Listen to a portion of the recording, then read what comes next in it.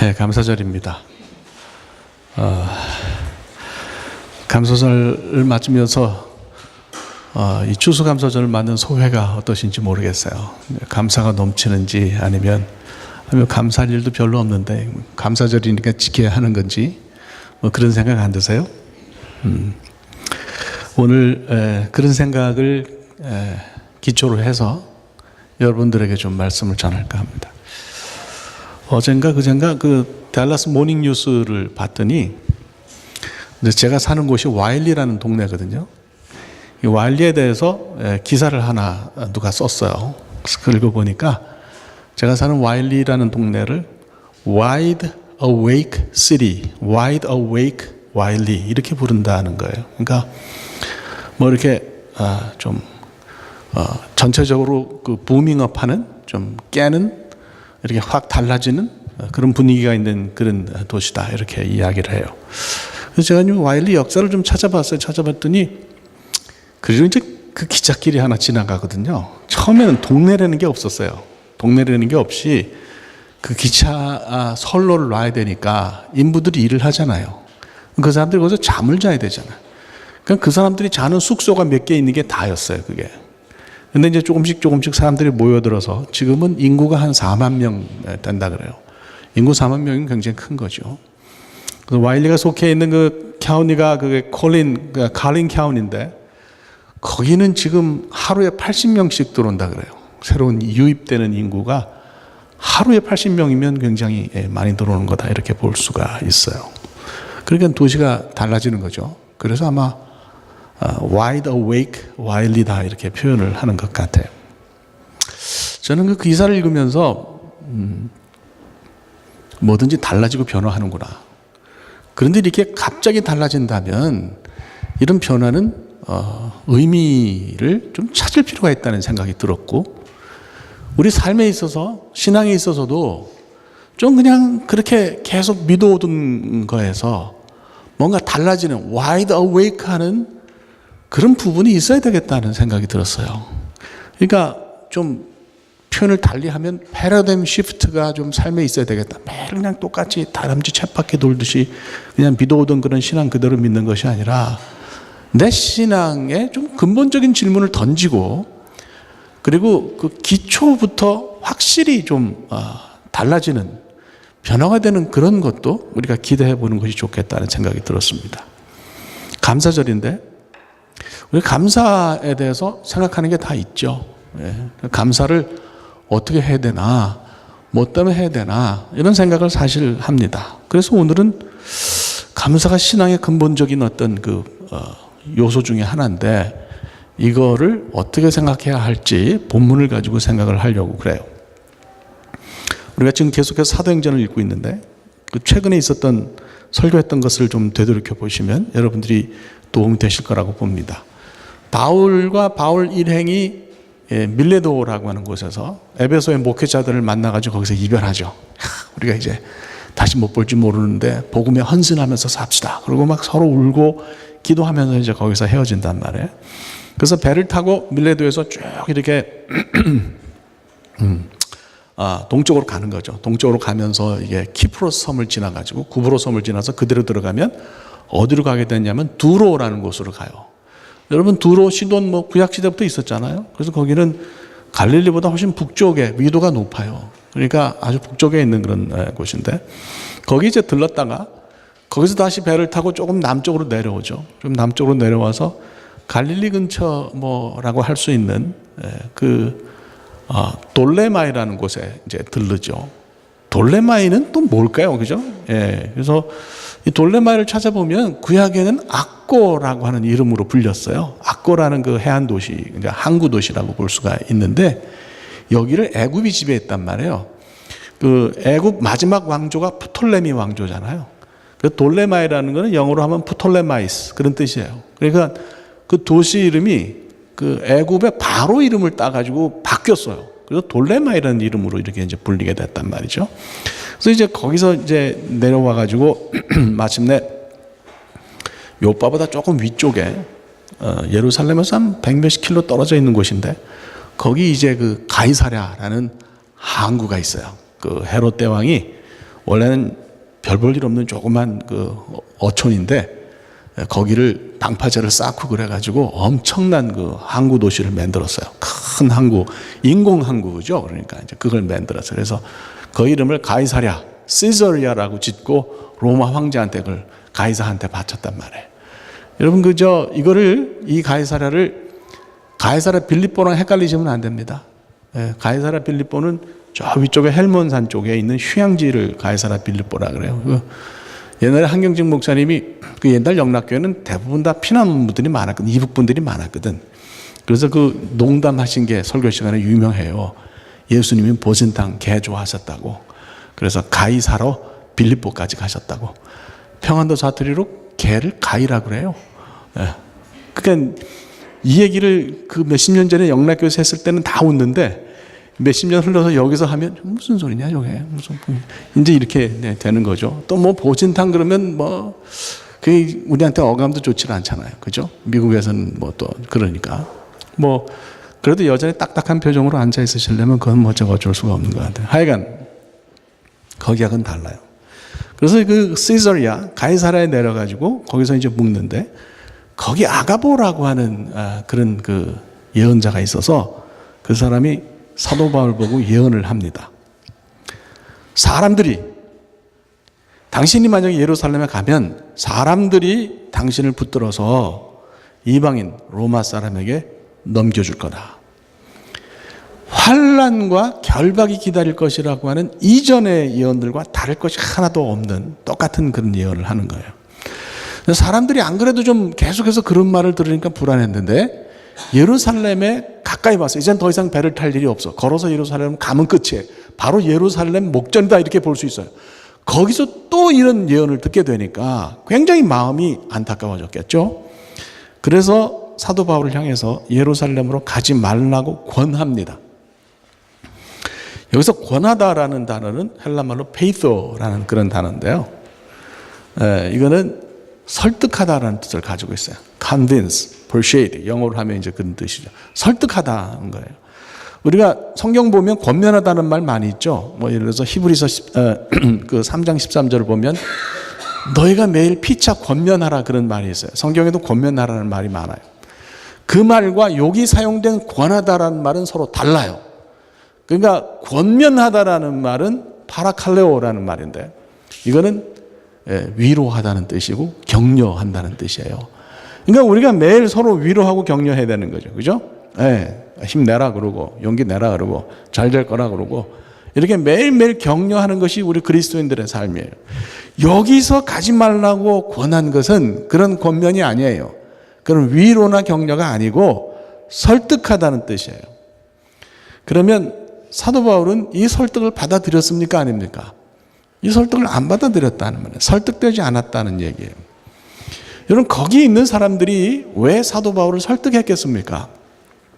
우리라고 그렇게 표현하죠. 설득한 사람들 우리. 그러니까 누가가 이 사도행전을 썼는데 누가가 포함된 거죠. 그러니까 우리라고 이야기를 하는 거예요. 우리는 신앙이 없는 한심한 사람들입니까?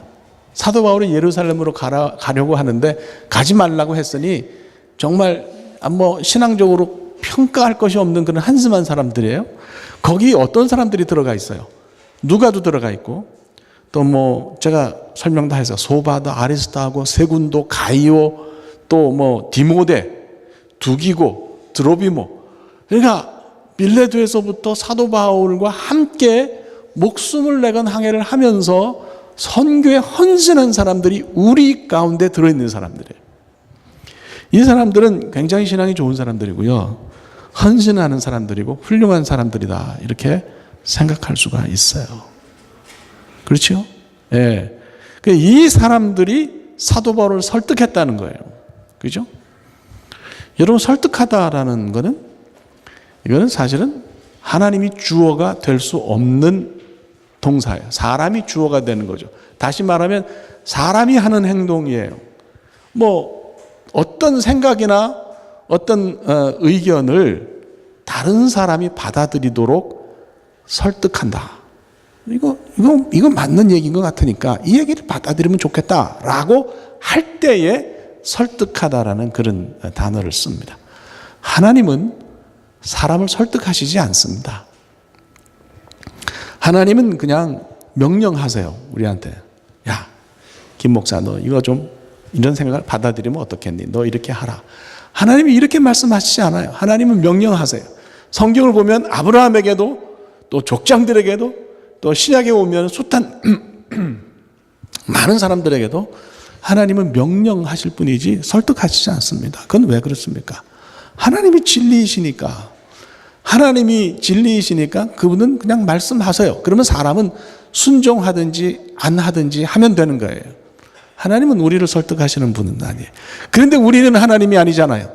사람은 하나님이 아니잖아요. 내가 생각할 때 옳은 생각이라고 판단은 들지만 그럼에도 불구하고 내 생각이 진리는 아니기 때문에 내가 하나님 아니니까 그러니까 사람들에게 내 생각을 이야기할 때는 설득하게 되는 거예요.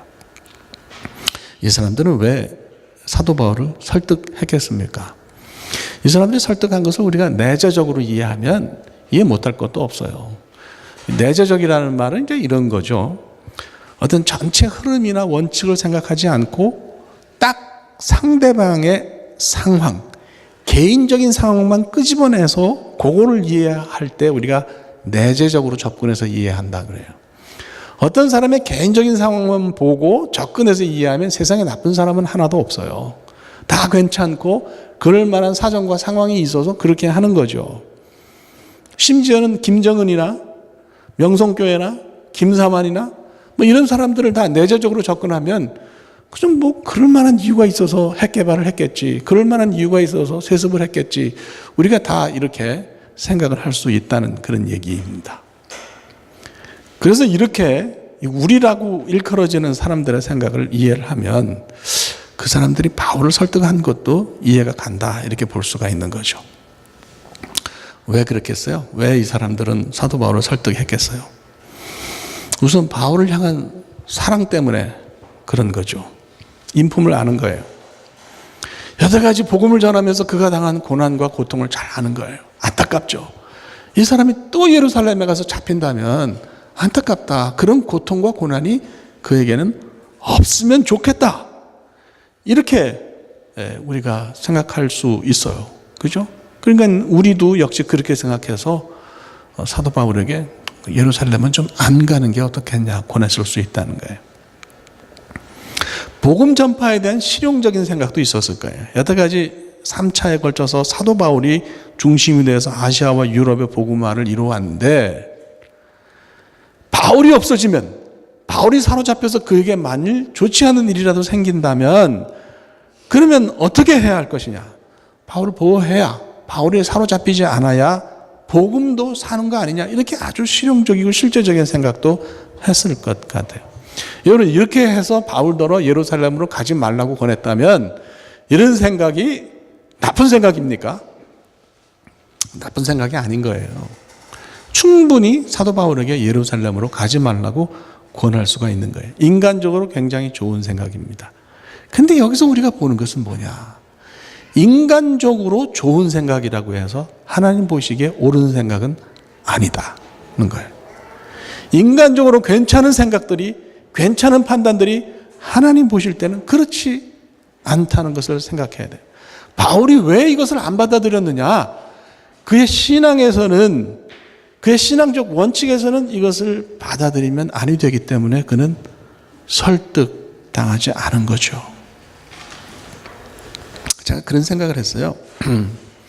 이런 말을 들을 때에 사도 바울의 심정이 어땠을까? 사람들이 다 나를 사랑해서, 예? 그렇죠? 그 사도 바울을 사랑해서, 자꾸 왜 가시려고 그러냐? 가지 않았으면 좋겠다. 이번에 가면 정말 큰일 날 것 같은데, 몸을 생각해야지. 왜 자꾸 예루살렘에 가려고 그러느냐? 이런 애정 어린 그런 그 설득을 들을 때에 사도 바울의 심정이 어땠겠느냐 하는 얘기예요. 여러분 그 사도 바울의 일생의 철학이 있어요. 사도 바울의 일생에 그러니까 쭉 30년 동안 회심하고서 예수를 위해서 살면서 그의 삶을 관통한 철학이 뭐겠어요? 그의 데살로니가전서 5장 16절에서 18절 말씀이에요. 한번 따라 합시다. 항상 기뻐하라. 쉬지 말고 기도하라. 범사에 감사하라. 늘 감사하고 기뻐하고 기도에 열심인 그런 삶을 사는 것이 사도 바울의 일생의 철학이라고 볼 수 있어요. 여러 가지 어려움을 겪었지만, 힘든 일을 다 겪었지만 기쁨과 감사를 잃지 않았던 것은 이것이 하나님 믿는 사람의 모습이라고 그가 생각했기 때문입니다. 데살로니가 전서를 쓴 대상인 데살로니가는 에베소 옆이에요. 소아시아에 있잖아요. 생판 처음 복음을 받아들인 사람들이 교회를 만들었어요. 그 사람들한테 그러는 거죠. 기뻐해라, 감사해라, 늘 얘기하는 거예요. 예. 사도 바울이 만약에 기쁨과 감사가 없어, 늘 짜증내는데 사람들한테 기뻐해라, 감사해라 그러면 어떻게 생각하겠어요? 생판 처음 예수 믿는 사람들인데 그걸 쉽게 이해했겠어요? 그러니까 사도 바울도 실제로 그렇게 살았다는 거예요. 여러분, 그러면 이렇게 지금 참 결정을 해야 되는 상황이잖아요. 예? 가이사라까지 왔어. 여태까지 함께 이 선교여행을 했던 사람들이 다 가지 말라고 해. 그러면 이럴 때에 그는 어떻게 결정을 했을까? 어떻게 예루살렘으로 간다고 결정을 했을까? 그 원칙이 뭘까? 그가 그렇게 결정한 기준이 뭘까? 저는 바로 감사였다고 생각하고 기쁨이었다고 생각합니다. 내가 이 사람들이 나에게 권하는 대로 예루살렘으로 가지 않으면, 잡히지 않으니까 고통은 없는 거예요. 그러면 기쁘고 감사할까? 그런 생각을 했을 거라는 거죠. 아, 그래, 이 사람들 말 듣고 나 예루살렘에 안 가, 도망가자, 여기서 그냥 다시 뭐 가자, 이렇게 해서 예루살렘 바깥으로 나가면 이 사람이 기쁘고 감사했을까? 그런 질문을 던지는 거죠. 저는 알 수는 없지만 바울의 이때 심정이 예레미야의 심정이 아니었을까 하는 생각이 들었어요.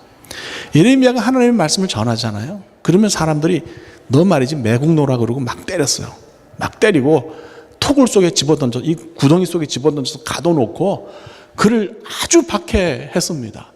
그래서 예레미야가 내가 말하면 사람들이 자꾸 이렇게 나를 때리고 괴롭히니까 내가 말하지 않겠다고 하고 입을 닫으면 어떤 일이 있냐. 그의 속에서 불이 붙는 것 같아서 견딜 수가 없었다 그러는 거예요. 말 안 하면 편해요. 말 안 하면 고통이 없어요. 그런데 말 안 하면 속에서 불이 붙는 거예요. 아마 제가 볼 때는 사도 바울이 이런 심정이 아니었을까 하는 생각이 듭니다. 바울은 결국 예루살렘으로 가기로 결정한 것은 진짜 기쁘고 감사한 쪽을 선택한 것이 아닌가 싶습니다. 자기 자신의 이해가 아니라 하나님의 이해를 우선하고, 복음이 하나님의 사역이니까 개인이 좌지우지하는 것이 아니라 하나님의 생각이 우선이라고 생각하고, 예루살렘으로 가지 않으면 육신은 편안하겠지만 실제로 나중에 읽어보면 막 사람들이 때려서 얻어맞았거든요. 육신은 편안하겠지만 정말 기쁨이 있겠나? 예루살렘을 벗어나면 편안하겠지만, 좋겠지만 기쁨과 감사가 있냐? 그건 아니다 생각한 거죠. 예루살렘으로 가면 고난과 고통이 있고 힘든 것이 있지만 그게 내가 진짜 기쁘고 감사한 일이야, 그렇게 생각했을 거라는 거예요. 성령님이 계속해서 말씀하시기를 가면 환난과 결박이 있을 거라고 계속 그러셨어요. 이거는 예루살렘에 가지 말라는 건 아니에요. 팩트를 말씀하신 거죠. 예루살렘에 가면 생길 일에 대한 팩트를 말씀하신 거예요. 이것을 우리로 일컬어지는 사람들은 편안하려면 가지 않아야 된다, 사도 바울이 다치지 않으려면 가지 않아야 된다라는 쪽으로 해석을 하고, 사도 바울은 내가 다치더라도, 내가 고난과 환난을 겪을지라도 가는 것이 감사와 기쁨의 조건이다, 이렇게 생각한 거죠. 사도 바울은 뭘 받겠어요? 환난과 결박을 본 게 아니라 하나님이 그 속에서 이루실 일을 본 거 아니겠어요? 안 가서 편안한 것보다 예루살렘에 가서 힘든 게 그에게는 감사하고 기쁜 일이었을 거다라는 말씀입니다.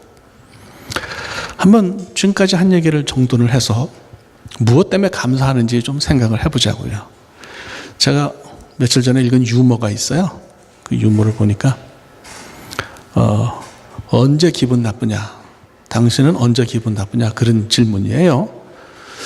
여러분은 언제 기분 나쁘세요? 일부 예배 때부터 다 물어봤어요. 다 물어봤더니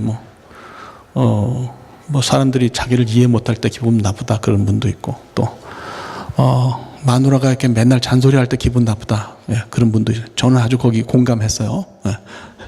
웃자고 하는 얘기인데, 예, 안 웃으시네. 여러분은 언제 기분이 나쁘세요? 뭐 기분 나쁜 일이 있겠지만 거기 이렇게 답을 적어놨어요.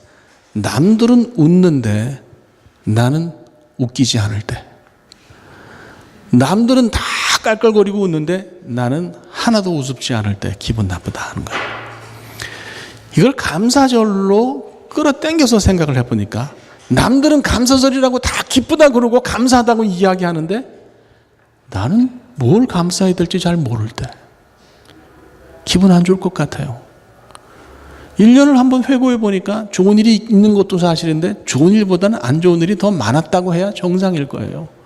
최근에 우리 교인들 몇 분이 영주권 받으셨어요. 얼마나 좋은지 모르겠어요. 저는 뭐 누가 받았다 이런 얘기는 제가 할 거 없고요. 몇 분이 그렇게 좋은 일이 있어서 참 좋네 그렇게 생각하다가도 마음속에 짚이는 거는 아유 그동안 겪은 고생이 얼만데 그런 생각이 들어요. 그 고생을 이거 종이 쪼가리 하나 받은 거하고, 종이 쪼가리는 아니지, 플라스틱 쪼가리지, 이거 하나 받은 거하고 비교하면 어느 쪽에 무게가 더 나갈까 그런 생각이 들었어요. 감사, 조건을 따지면 쉽지 않다는 얘기를 하는 거예요. 바울의 감사와 기쁨의 이유는 삶이 주는 상황이나 그런 조건은 아니었던 것 같아요. 그는 고난을 피하고 내가 힘들고 어려운 것을 벗어나야만 감사하다고 생각하지 않았던 것 같아요.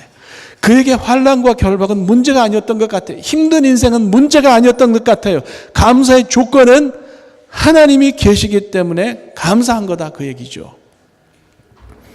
세상의 일과 감정이나 조건을 섞으면 우리 가운데 몇이나 감사하겠어요. 올해 사시면서 지금까지 한 10달 돌이켜 보니까 감사해서 미치겠다 말이지. 좋은 일이 너무 많았다.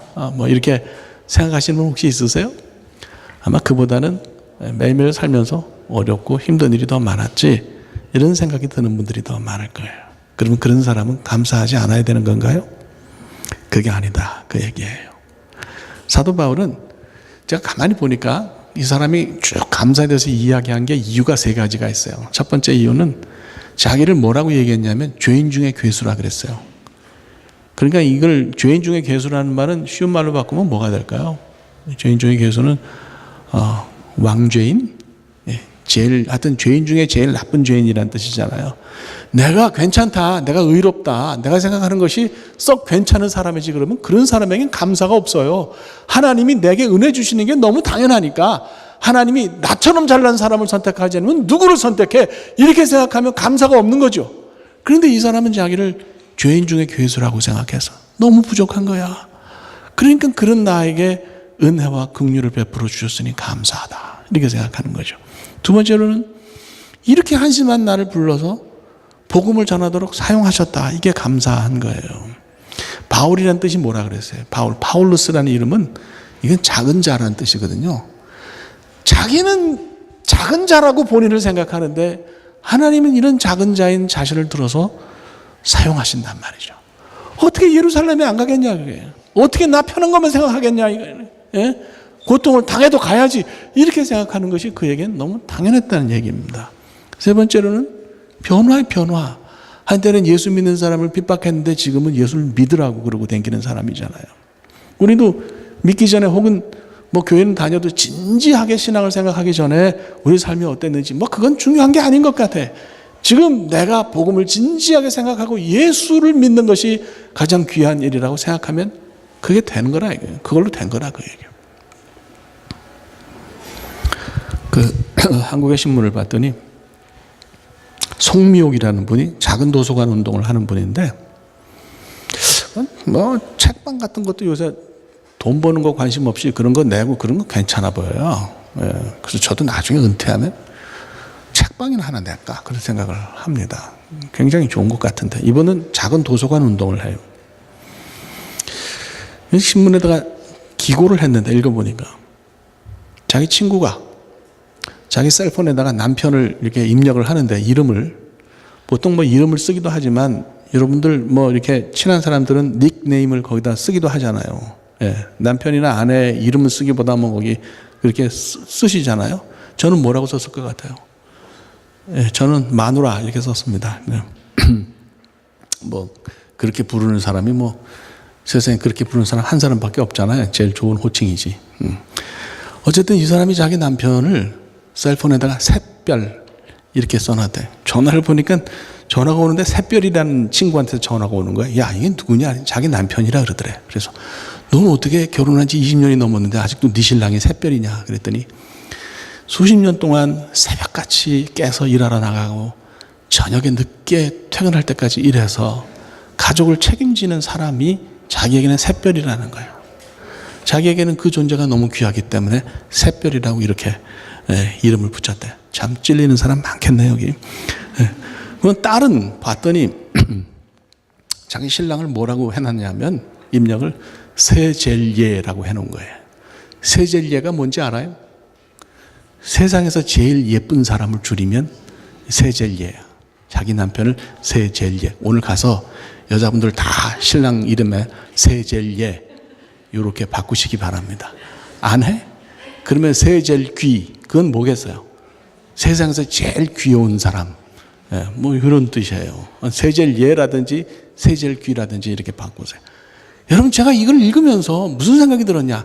그러면 정말 이분들의 남편은 일생 동안 아내 속을 한 번도 안 썩였겠냐?